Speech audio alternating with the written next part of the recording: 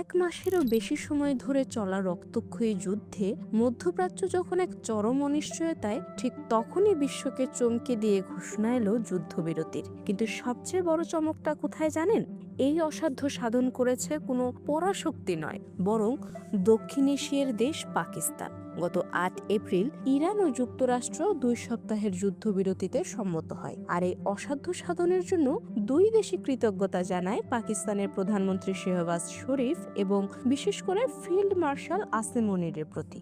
21 April যুদ্ধবিরতি শেষ হওয়ার ঠিক কয়েক ঘন্টা আগে ট্রাম্প ঘোষণা করেন পাকিস্তানের অনুরোধে এই সময়সীমা অনির্দিষ্টকালের জন্য বাড়ানো হয়েছে। ব্রিটিশ সাময়িকী দ্য ইকোনমিস্ট বলছে, পাকিস্তান এখন আর শুধু ঋণ নেওয়া বা সন্ত্রাসবাদের জন্য পরিচিত নয়, দেশটি এখন বৈশ্বিক ক্ষমতার রাজনীতিতে এক দক্ষ খেলোয়াড়। এই পুরো প্রক্রিয়ার মাস্টার মাইন্ড সেনাপ্রধান আসিম মুনির। জানা গেছে, সংকট চলাকালীন তিনি নিয়মিত ডোনাল্ড ট্রাম্প এবং জেডি ভ্যান্সের সঙ্গে যোগাযোগ করতেন। শুধু তাই নয়, সাবেক এই গোয়েন্দা প্রধান টানা 3 দিন তেহরানে অবস্থান করে ইরানের শীর্ষ নেতাদের সঙ্গে বৈঠক করেন।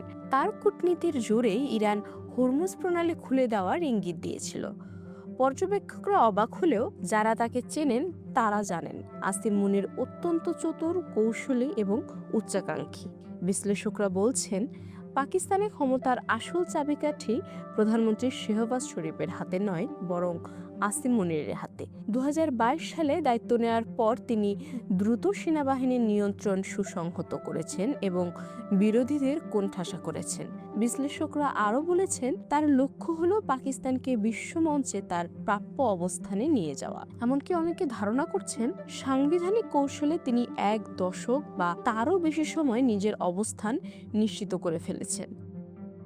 আসিম মুনির পাকিস্তানের সামরিক শক্তিকে বিশ্ববাজারে ব্র্যান্ড হিসেবে তুলে ধরতে চান। সৌদি আরবের সঙ্গে প্রতিরক্ষা চুক্তির মডেল অনুসরণ করে এখন আলোচনা চলছে মিশর, তুরস্ক এবং সৌদি আরবকে নিয়ে একটি ইসলামিক ন্যাটো গঠনের, যেখানে পাকিস্তানের সুশৃঙ্খল সেনাবাহিনী হবে প্রধান চালিকা শক্তি। এমনকি ভারতের চিরপ্রতিদ্বন্দ্বী হিসেবে পরিচিত পাকিস্তান এখন যেভাবে মধ্যপ্রাচ্য ও ওয়াশিংটনের প্রভাব বিস্তার করছে, তাতে ভারত অনেকটা পর্যবেক্ষকের ভূমিকায় চলে গেছে বলে মনে করছেন বিশ্লেষকরা।